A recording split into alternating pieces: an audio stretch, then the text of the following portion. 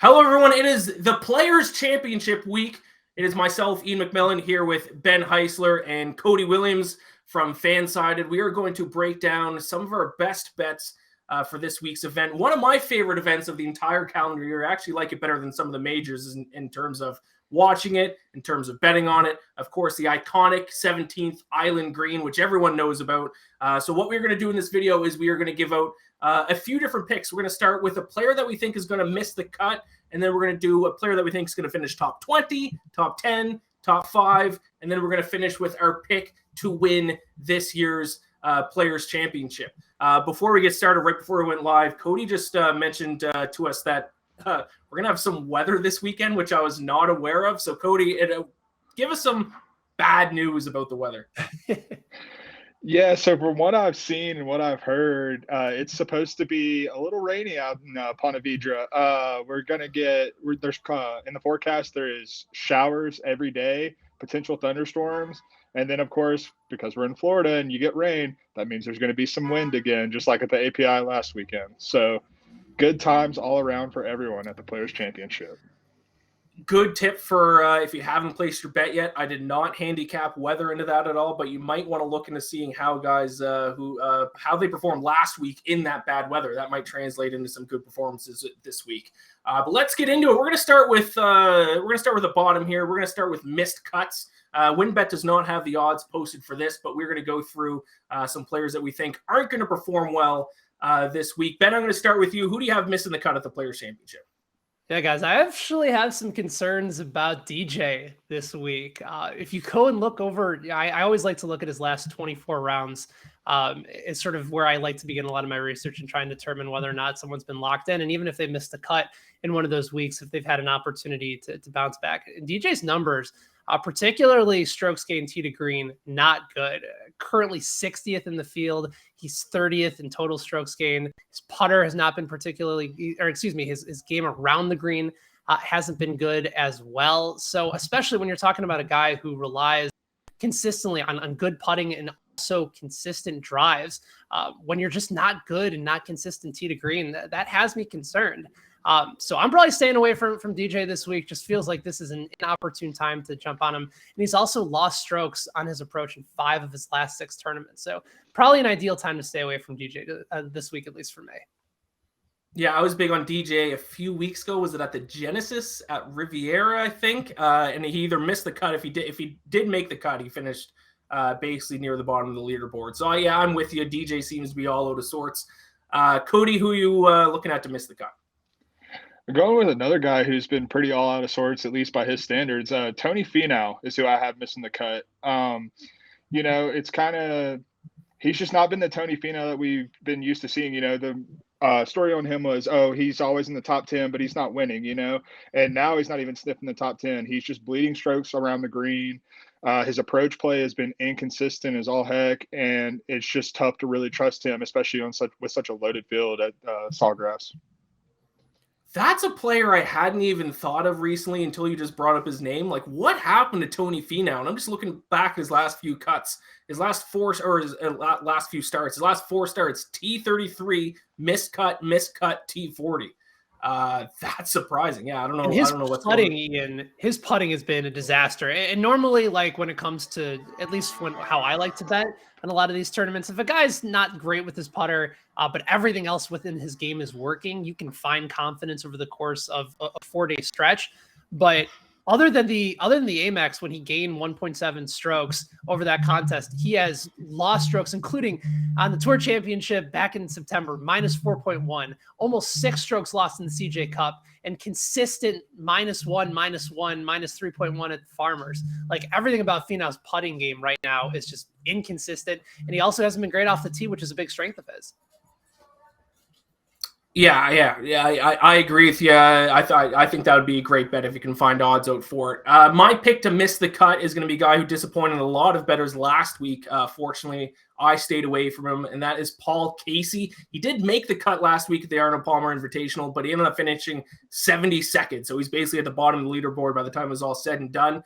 Driving accuracy, something I'm going to keep talking about throughout this video. I think that's the most important stat to look at this week at TPC Sawgrass. And Paul Casey ranks 146th and that. He can't putt right now, 160th in putting. He's just all out of sorts. So I'm going to take Paul Casey to miss the cut after that disastrous weekend he had last week. But let's switch now from some negative talk to some more positive talk. Now we're going to be betting on some guys to perform well. Let's start with some top 20 bets. So these are usually more long shot guys that we think can perform well, maybe not win, maybe not finish top 10, but some good value bets to at least finish in the top 20. So Ben, start us off. Who do you like to finish in the top 20 this week? I'm going to go with Max Homa. He's plus 275 to finish top 20. If you look at his overall metrics over the last handful of weeks, they're not great. But again, we're talking about guys with a lot of upside. And if you actually look recently, what Homa did at the Arnold Palmer was really impressive. Gained a total of 7.9 strokes tee to green. His approach game was fantastic. Didn't putt particularly well, but again, every other week, the 5 weeks beforehand, he had gained strokes, almost averaging around 2.5 to 3 strokes gained with his putter. This is just someone that I feel like is on the verge of really starting to turn things around. And I saw this from Rick Gaiman, who also covers the PGA Tour for Golf Digest, amongst a handful of other sites. He gained 7.32 strokes ball striking off the tee plus approach, the 7th best mark in the field. Somebody that is on the verge of really starting to take over. And Homa has won events in the past. Again, if you look overall over the last month and a half to 2 months or so, the numbers don't look good. But as of late, he's somebody that has really started to put every part of his game together. Just needs the putter to work. But I think he's going to be in contention all weekend. Yeah, and I think recent form is a big thing that you should look at heading into this week, and Max Homa has been in great form. So I like that pick quite a bit. Cody, hit us with your top 20 pick. It's funny you say that about recent form because I'm going with Cameron Young to keep the hot streak going. Love it. He is just like, he was little known coming into this year because he's a rookie, he's a Korn Ferry graduate, but he won twice in a row on the Korn Ferry last year, and he's getting hot again. He was obviously T2 at the Genesis, but he's been top 20 or better in 4 of his last 5 starts, and the one that wasn't, he was T26. So he's just been crushing it. And then he's also just been gaining strokes like crazy from tee to green. Now, part of that is because he absolutely kills the ball off the tee. He's just one of the big hitters. But for being as big of a hitter as he is, he's actually pretty accurate. But in 3 of his last 5 tournaments, he's gained over 6.9 strokes tee to green. And I think at TPC Sawgrass, that's going to play a big role. And I think with the confidence he's playing with right now, I think that's going to really serve him well. Pretty good value bet there at 4-1. Before we move any further, let everyone know who's watching. Head over to FanSided and check out Cody's betting preview for the Players Championship. A lot of stuff there, a lot of good stuff. I read through it early this morning. All kinds of picks that any kind of pick you could imagine, Cody has in that article. So check that out. My top 20, long shot top 20 here. I'm going with a guy whose odds are 7-1, and that's Kevin Kisner. A very inconsistent golfer. He's a guy who's going to finish like 10th and then like miss 3 straight cuts and then finish like 15th. But like I said earlier, I think driving accuracy is the most important stat this week. And Kevin Kisner leads. He's literally first in the PGA Tour heading into this week in driving accuracy. So I think the time to bet on Kevin Kisner is when he's playing on courses that fit his style. I actually bet on him to miss the cut last week at Bay Hill. And it did end up cashing because it's a long course. He's not a long hitter. Those are the courses you want to bet against Kevin Kisner. These shorter courses, the ones that are kind of relying more on driving accuracy, this is where I think you want to bet on Kevin Kisner.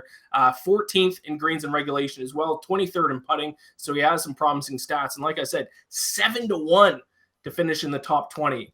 Great long shot bet, I think, for a top 20 finish. So top 20, Max Homa, Cameron Young, Kevin Kisner there for us. Let's head into top 10. I'm going to reverse the order now. Cody, I'm coming to you. Who's your pick to finish in the top 10? I'm going Brooks Koepka for a top 10 this week. He has gained the reputation throughout his career, and rightfully so, of being, a quote unquote big game hunter. The major championships, it doesn't matter what form he's in, he pops up. And though the Players isn't a major championship, it's the loaded field that I think will really motivate him. And the motivation is always the biggest key. But the other big thing is he's healthy now. You know, he has been improving his tee to green game as we've seen that knee start to get better. And some stats for that. You know, previously he had lost strokes tee to green in 5 straight measured rounds, but in 2 of his last 3, he's been over 5.5 strokes gained in tee to green. And then another nugget that I heard this week that really makes me like Koepka to be solid for a top 10 this week is he has never lost strokes putting at TPC Sawgrass. And so I think that if his tee to green game, you know, stays as consistent as it has been improving, I think that's really good for him. That's a very good nugget there. And you did mention it's not a major, but it is a big event. Motivates guys like Brooks Koepka. And yes, I mean, it might as well be a major at this point. It might as well call it the 5th major. I mean, the purse is $20 million. So if that's not going to motivate Brooks Koepka, I don't know what will. Ben, let's hear your top 10. Yeah, I'm going with the guy that actually could be a little bit iffy in driving accuracy, but I think there's so many other parts of his game. And also somebody that even though he hasn't won yet, he's been awfully close in a lot of big tournaments, and that's Will Zalatoris at plus 450. From a fairways gain perspective, Zalatoris is 59th in the field, which isn't particularly good when you're trying to make sure that you're dealing with inclement weather. But his iron play is just so good. He's 9th in greens and regulation gained. He's somebody that over his last several tournaments has just been dynamite. You go back to his 2nd place finish at the Farmers, and the week before at the Amex, he finished top 2 and top 6. Total in those 2 tournaments, he gained 21.9 strokes. Like, this is a dude that will absolutely bomb it. When he gets locked in, he's usually in top 5, top 10 contention.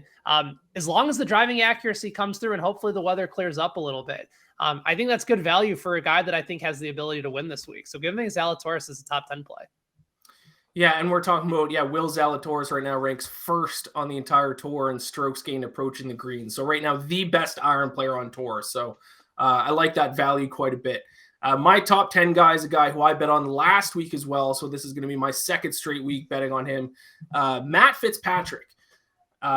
Big reason he's 4-1 to finish in the top 10. I'm also going to bet on him to win the whole thing. I don't think with the numbers he's been putting up, I don't think it's a matter of if he's going to win an event on the PGA Tour this year. I think it's when. Total strokes gained on PGA Tour right now, he ranks 2nd behind only Colin Morikawa, but yet he's available at 40-1 to win, 4-1 to finish in the top 10. I think that's just too good a value. He's accurate off the tee, or at least fairly accurate. He finished 9th here last season, so he's already had success at TPC Sawgrass.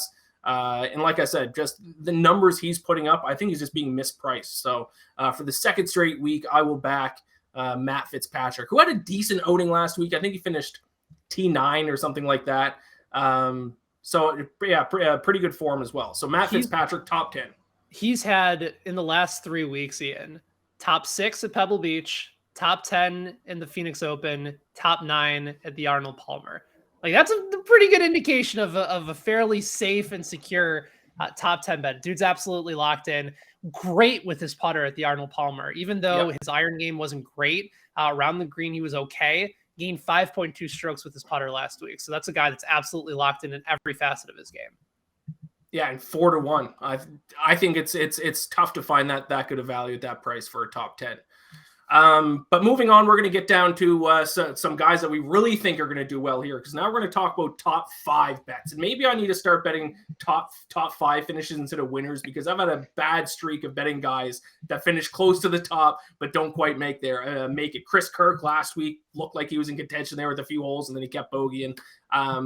So let's go, Cody. Who is your top 5 this week? First, I wanted to say I feel you on the top 5 thing. I had outrights on Hatton, Hovland, and Kirk last week. All finished top 5. None of them won. So that was horrendous. So this week for my top 5 bet, I'm going with one of the favorites, Colin Morikawa. You know, I think the big thing with Morikawa for me this year is he's gained strokes putting overall in the year. And that's always the big key with him. We know he's an elite ball striker. Like he's just he hits the crap out of the ball with his irons, and he's accurate off the tee, like you've been saying, Ian. And I think he's just a great fit to really have success here. And if he can stay a positive putter, he's going to be in contention, because that's the recipe we've seen from him. That's why he's won 2 major championships already. And so I think, loaded field, he's going to come to play, and his ball striking is always going to be there. And if that putter's good, he's going to be a top 5 finish. Yeah, you gotta like that value plus 325. I have some more to say about Colin Morikawa, but I'll save that here in a few moments. Ben, do you got your top 5 there? I do, and I like Colin on Morikawa as well. Especially, I remember maybe it was a year or so ago when he changed his putting stroke, and all of a sudden there was like a whole newfound confidence. Ended up winning the event, I think, right afterwards. I'm misplacing which one it was, but anytime he gets confidence with his putter, the rest of his game completely elevates. So top 5 finish for him makes all the sense in the world. So I'm big on Morikawa this week as well. For me, I'm going to go with a guy that has been in contention so many times this year, just fallen short numerous times. That's Patrick Cantlay. Metrics over his last 24 rounds are sensational. He's number 2 overall in total strokes gained. He's number 1 with his short game, number 1 in strokes gained putting.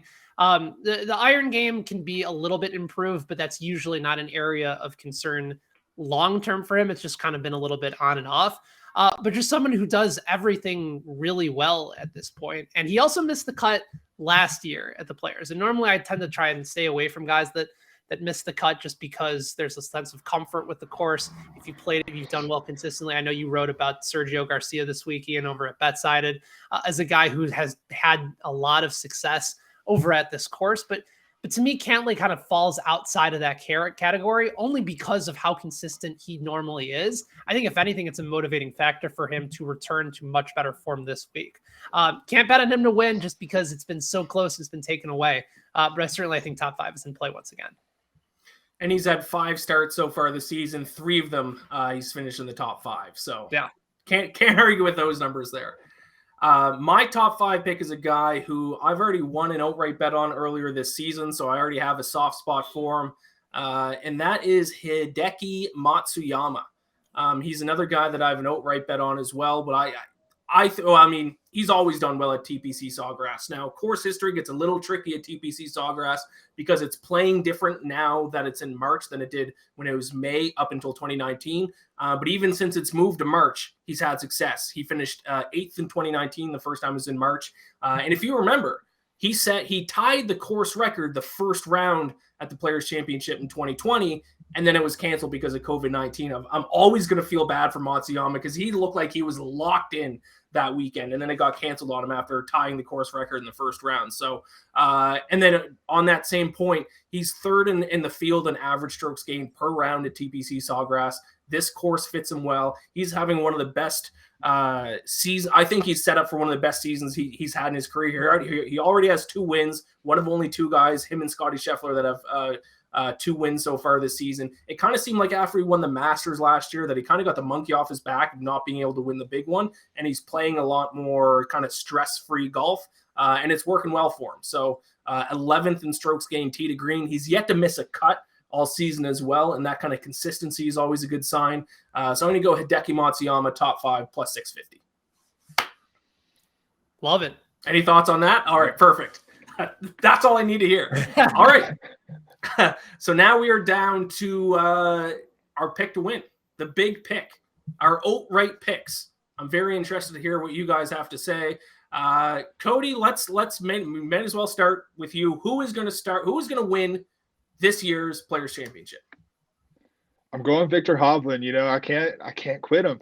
I had an outright on him last week and he came so close, but his form has just been unbelievable over the past few months. Like, he missed the cut at the Phoenix Open, but the other 3 of his last 4 starts have been a win, a T4, and a T2 worldwide.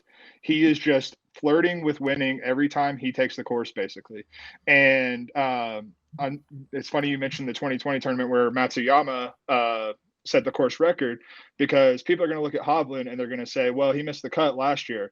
Well, he was also 4 under through that first round in 2020, his first time playing it. And last year he came in and he wasn't in great form, but he is in great form now.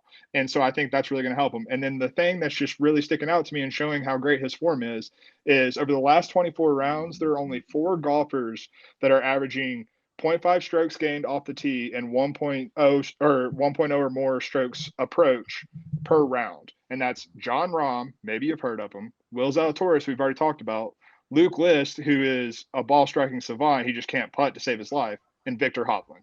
And so I'm going to keep going back to the well until he wins one. I feel like Victor Hovland.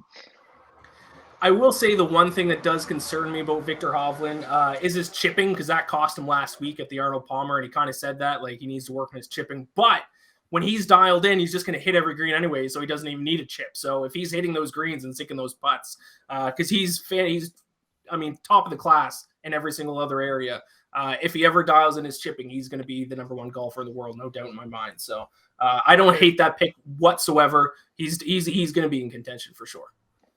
And another thing about that, I think that the conditions with it being rainy this week might actually help that, because there's a good chance that we're going to get lift clean in place if it gets soggy out there. And when you have someone with the ball striking ability of Hovland or, a lot of the guys that we've already talked about, that's really going to help them out, because they're not going to, get some squirrely lie that might screw them over like that. And they're going to be able to actually showcase their ball striking. Good point. All right, Ben, who's winning? Let's hear your winner. I mean, Cody kind of stole my thunder already with his top 10 pick, but this is my pick to win. The odds at 40-1 for the big game hunter and Brooks Koepka are just, I don't know if I see the dollar signs in my eyes and I'm losing track of all the inconsistencies that he's had over his last 24 rounds, but I love the odds for somebody that I know is going to be in contention this week, because this has the conversation to a major, even though it's technically not a major. 2 of his last 3 rounds, he's actually been very good. Gained almost 12 strokes total at the Phoenix Open, where he finished in 3rd. That's always been an event that he's played well in the past. Cody mentioned that he's never lost strokes gained putting at this course over at TPC Sawgrass. And he played well at the Honda Classic as well. Really, really good in particular from every single category. Lost a little bit with his putter. But again, this is somebody that can heat up. Florida native, understands the greens typically when playing out on the East Coast as well. It just feels like everything really sets up well for him to be in contention this week. And I think you get a nice discount on somebody that's probably not getting where his odds should be, only because of some of the inconsistencies and the miscuts along the way. He shows up for big events, and I think he's made his last 4 cuts over at TPC Sawgrass at the Players. So he's going to be around and he's going to be in contention. And I think he's going to make a name for himself this week. Yeah, you got to like that value at that price. I didn't bet on him, but I took a long, hard look at him just solely based on his price. I agree. I think he's there's some value there. I think he's being a little undervalued this week. My pick to win, another golfer that's already been mentioned. I kind of hinted at it earlier. That's Collin Morikawa at 14-1. I have not won money on Collin Morikawa yet in any of his victories, and I refuse to kind of let that keep happening. And Cody, you mentioned earlier when you were talking about him, his issues in the past and why I didn't bet on Morikawa in his previous wins is that he had issues with his putter. But so far this season, he's he's 4th in strokes gained putting. So not only did he fix the issue, now he's all of a sudden one of the best putters on the entire PGA Tour. I actually think, even though 14-1 is a co-favorite at some books or second, third on the odds list, I still think there's value there. I think he's being undervalued because he hasn't won yet this season. If he's had a win or two, I think he would be the outright favorite, because listen to some of his stats so far this season heading into this event. Total strokes gained, he's 1st. Driving accuracy, 12th. Strokes gained approach, 4th. Strokes gained putting, 4th. Strokes gained tee to green, 6th. Birdie average, 5th. Scoring average, 1st. Those are the numbers of the best golfer on the PGA Tour. So I like him at 14-1. I finally want to win some money on Collin Morikawa. So he is my outright pick to win this year's Players Championship. Listen, for somebody who he debuted last year at the Players, finished top 41, like nothing phases him. Like he's still so young. I think we tend to forget that Morikawa is only in like his 2nd or 3rd real year on the PGA Tour, and he continues to show up at an elite level. So this is an opportunity for him to continue to do so. The iron play is absolutely elite. I'm curious, Iain, as to whether or not his driving, which can be a little erratic at times, ends up playing a role. But I also think about where he won the PGA Championship over in San Francisco with all sorts of wind and issues there. So if it's not going to phase him there, it's not going to phase him in Florida either. And also that drive that he hit on the PGA at the PGA Championship. I forget exactly what hole it was, but that ended up in an eagle, basically won him the tournament.